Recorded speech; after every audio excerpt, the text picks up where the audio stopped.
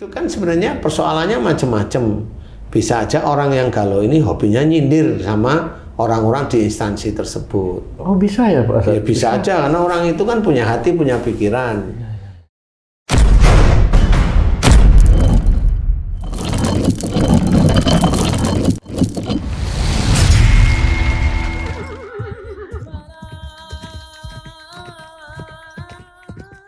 Bismillahirrahmanirrahim. Assalamualaikum warahmatullahi wabarakatuh. Waalaikumsalam warahmatullahi wabarakatuh. Amin ya rabbal alamin. Para pemirsa dan sahabat beriman dimanapun berada, kita jumpa lagi di Ustadz Danu Official Channel bersama saya Tung dan sahabat saya Bang Jainuddin. Pada kesempatan kali ini kita akan ngaji lagi bersama guru kita semua Pak Ustadz Danu. Assalamualaikum Pak Ustadz. Waalaikumsalam warahmatullahi wabarakatuh. Amin ya rabbal alamin. Pak Ustadz, ada satu pertanyaan nih sebenarnya Pak Ustadz. Temen nih, ada temen laki perempuan, dua-duanya ada nih. Iya, ada yang laki dia galau gitu Pak Ustadz, pingin nikah, tapi banyak pilihan. Pilih yang apa, yang B atau yang C. Galau. Ada lagi nih temen cewek, galau juga pingin nikah karena nggak ada pilihan, nggak punya calon itu Pak. Sementara umur sudah diambang batas. Ada juga tuh kadang-kadang di tempat kerja itu galau gitu Pak Hasan, nunggu bonus nggak turun-turun, dijanji-janjiin aja gitu. Sebenarnya galau itu bisa merusak iman nggak itu sebenarnya juga Pak Ustadz? Iya.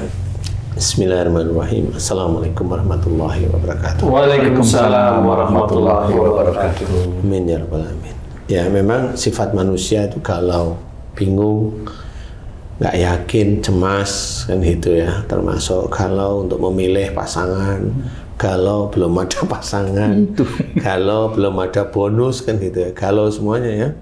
Kalau belum punya anak, Galau belum punya anak. Benar. Ya. Galau WA nggak dibalas-balas. Nah, kalau itu harap-harap cemas. itu ngirim kemana nggak dibalas? Tahu tuh, dia salah kirim kan. Salah kirim. Jadi kalau bisa nggak usah galau. Kalau sudah dikerjain sesuatu, udah. Kalau memang mau memilih pasangan, coba sholat istikharah, ya. Mohon kepada Allah Ta'ala ada ini.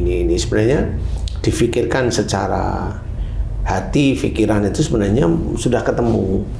Cuma karena nafsunya itu yang menonjol, jadi nggak ketemu. Sebenarnya bisa tahu mana yang lebih soleha, kan gitu ya.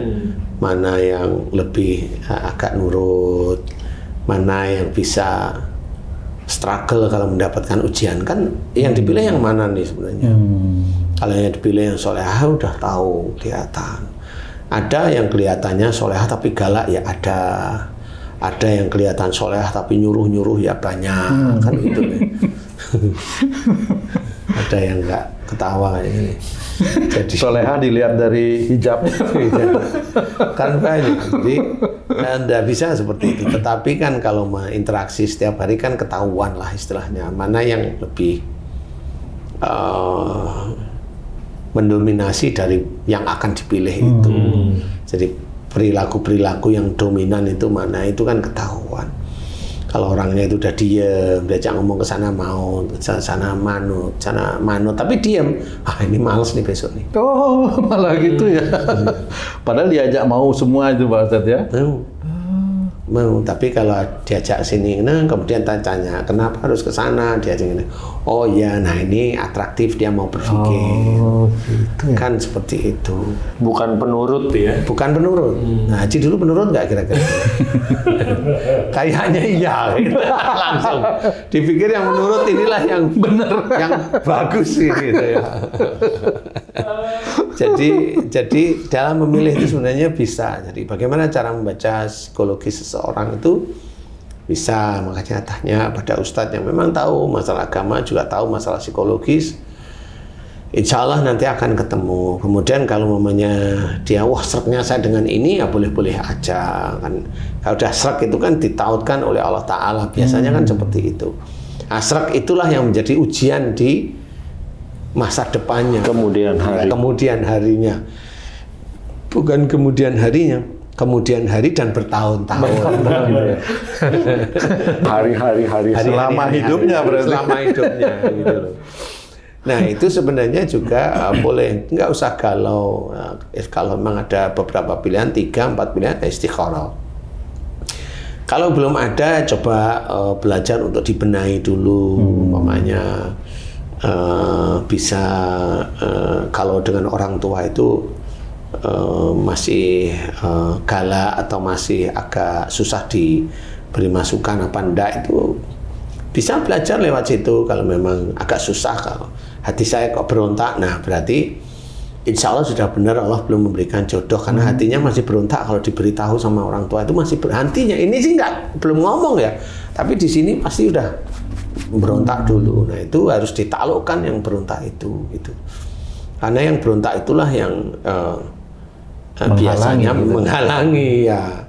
Jadi istilahnya hormat kepada orang tuanya itu masih kurang. Nah itu harus ditaklukkan dulu dengan banyak mohon ampun seperti itu. Nah kalau mamanya nggak dapat bonus ya nggak usah galau. Itu pernah dialami oleh Haji J juga dulu. Oh ya Ji, gimana tuh Ji ceritanya Ji?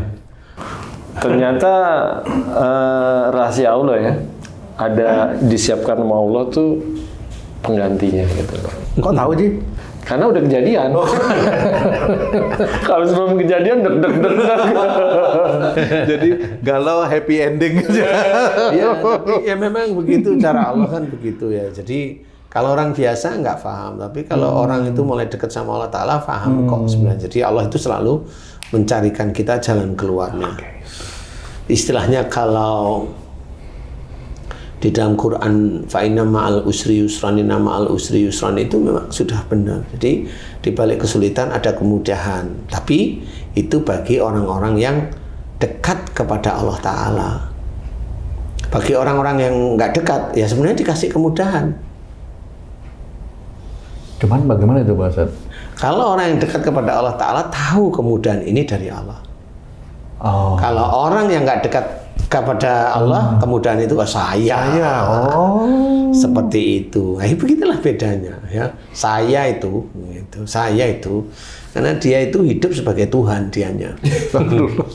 Dia lupa kalau dia itu lahir dari ibunya, itu lupa ya. Kita harus memahami jangan galau di setiap keadaan.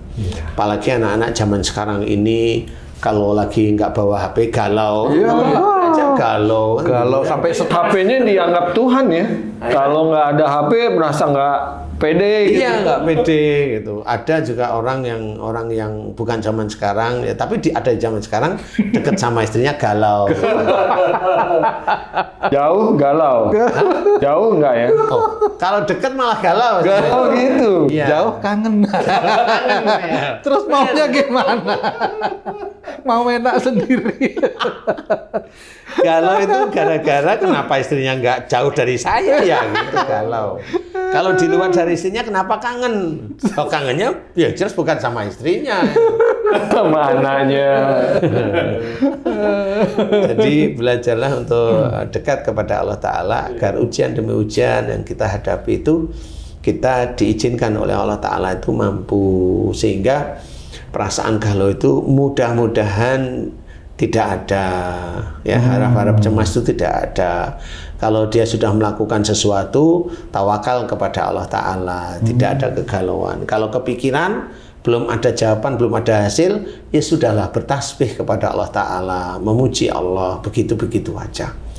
Sehingga sehari-hari hidupnya itu benar-benar hanya untuk Allah. Kalau galaunya itu dia punya alasan, misalnya gini Pak Ustadz, sering dibohongin misalnya, sering nggak dikasih itu bonusnya itu, terus dia galau nih, jangan-jangan nih kayak dulu lagi, itu tetap nggak boleh seperti itu Pak Ustadz. Iya, kalau saya sekarang gini,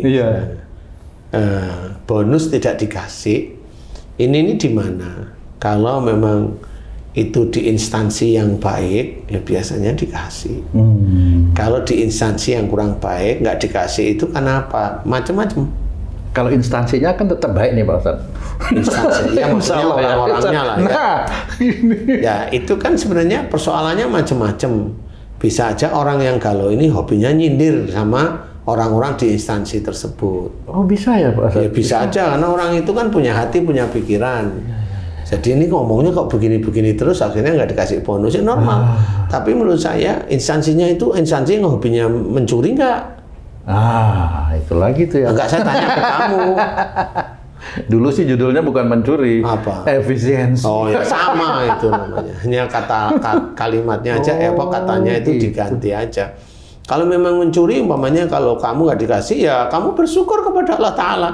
Tidak merasakan rasanya besi nanti, tidak merasakan rasanya gericak, tidak merasakan rasanya bungkus semen, kan gitu. Tidak merasakan. Gesting. Casting dan sebagainya. Padahal gitu. tuh empuk itu Pak Ustadz. Jadi nggak merasakan seperti itu. Nanti kalau mereka dapat bonus, yang udah pensiun dapat bonus terus, alhamdulillah, padahal itu uang dari nyuri umpamanya. Lah kok di alhamdulillah gimana, salah dia. Harusnya itu ya jangan diterima, ya hentikanlah seperti itu. Karena udah tahu di situ itu apa. Kan harus paham itu. Coba lihat alirannya. Kemudian lihat bagaimana pada saat dia bekerja. Apa yang tertulis di dalam yang ditandatanganin itu apa? Yang ditandatanganin itu spesifikasinya A, ya yang dikerjakan juga dengan spesifikasi A. Kalau yang ditandatangani itu spesifikasinya A, yang dikerjakan spesifikasinya D. Salah udah. Kan salah itu, dari sisi itu kontrak aja udah salah. Kemudian uang yang besar itu ditaruh mana, kan gitu. Uang yang besar itu sebagian kecilnya dibalikin ke perusahaan, yang gede mamanya dibagi-bagi. Kan gitu antara pimpinan dan anak buahnya. Kan sama, itu dari mana? Itu berarti uang nyuri sebenarnya. Kalau mamanya nggak dikasih bonus ya nggak apa-apa, ya alhamdulillah aja. Alhamdulillah. Ya, kalau bisa kamu ngirimin bonus-bonus yang dulu kamu terima itu, kalau Pak saya minta nomor rekeningnya, kembaliin aja kepada mereka. Kalau kamu sendiri mau, mau nggak kamu? Udah nggak ada lagi yang dikembaliin. Oh, Udah masuk sama udah keluar. Udah keluar, cepet.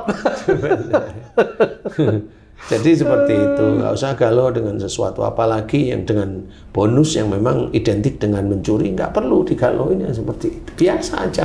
Artinya Pak Ustadz mau mengajarkan kami ini introspeksi gitu Pak Ustadz? Iya haruslah, agama itu juga harus introspeksi, kalau nggak ada repot nanti. Jangan apa adanya langsung di situ, nggak bisa juga ya, Nggak harus bisa. melihat. Semua yang terjadi di dunia ini adalah cerminan dari apa yang kita lakukan sehari-hari. Cerminan. Baik itu suatu kenikmatan, baik itu suatu ujian, baik yang kita terima bentuknya apa, itu cerminan dari kita. Dan juga cerminan dari dalam Quran, cerminan di dalam sunnah dan hadis Nabi. Itu dicerminkan kepada kita mau memilih yang mana. Kan begitu. Kalau dikasih nikmat ya harus tahu, ma sabaka min hasanatin fa min Allah. Berarti nikmat ini semuanya dari Allah. Udah jangan diaku-aku. Nikmat yang baik nih Pak Ustadz ya. Nikmat yang baik lah, bukan puas, kan beda puas sama nikmat itu. Bonus kan Apa nikmat. Tapi jalannya Tapi salah. nikmat yang dikatakan Quran ini adalah yang halal. Ya, itu. Jangan dicampur aduk ini. Ya, itu. Nikmatmu sama nikmat yang ada dalam Quran beda. Iya. Kan gitu. Nikmat yang dalam Quran itu adalah benar-benar pemberian dari Allah Ta'ala. Nah, kalau umpamanya tadi bonus, ya itu bukan dari Allah Ta'ala. Itu ada kreasi mereka masing-masing. Kreativitas. Kreativitas yang menuju neraka sebenarnya. Kalau galonnya nggak dapat bonus, umpamanya di kafe, umpamanya kafe ini warung, restoran. Restoran. Biasanya dapat ini, coba dilihat bulan-bulan kemarin itu rame apa enggak, kan gitu. Oke. Kalau memang nggak rame ya kamu harus sabar. Lah restoran nggak rame suruh kasih kamu bonus, lah kan repot nanti. Ya kasihan yang punya. Kan Padahal gitu. intinya bonus itu adalah keuntungan dari pengusaha itu ya dalam Iya dalam seperti itu. Kemudian kalau maunya nggak dikasih bonus, kamu kerja di mana? Maunya di kontraktor umpamanya. Lah ini saya harus pelan-pelan jawabnya. Kan nggak bisa langsung Bener ya. serahkan sama Allah. Ya bener serahin sama Allah Ta'ala. Tapi kamu harus tahu dulu nih. Detailnya harus tahu. Detailnya Pak harus Ustadz, ya. tahu. Sehingga kamu akan, oh iya ya, itu kan umpamanya umpama loh ya. Oh iya itu kan uang nyuri ya, berarti aku nggak usah berharap. Kan gitu. Atau nggak usah nerima ya. Nggak usah terima. Kalau berharap kan ntar dikasih, oh iya makasih. Berharapnya bonus yang lain aja. Ya, jadi seperti itu. Jangan kalau. Jadi ingat, fa inna ma'al usri yusran, inna ma'al usri yusra. Jadi di balik kesulitan ada kemudahan dari Allah Ta'ala. Bagi kita-kita, bagi orang-orang yang dekat kepada Allah Ta'ala, tenang saja. Itu adalah ujian yang harus dihadapi di setiap saatnya. Serahkan sama Allah Ta'ala, tetap ikhtiar yang baik, ikhtiar yang baik, ikhtiar yang baik. Itu yang tidak baik, jangan kerjakan. Jangan kerjakan beneran. Jadi luruskan tauhid kita, luruskan syariat agama kita, kuatkan iman kita untuk lebih dekat pada Allah Ta'ala. Mudah-mudahan Allah senantiasa tetap dekat kepada kita, insya Allah ya. Amin, amin. Alhamdulillah, alhamdulillah. Alhamdulillah, terima kasih banyak penjelasannya Pak Ustadz. Sahabat beriman dimanapun berada, demikian tayangan kami kali ini. Terima kasih atas perhatiannya. Wassalamualaikum warahmatullahi wabarakatuh. Waalaikumsalam warahmatullahi wabarakatuh. Alhamdulillah.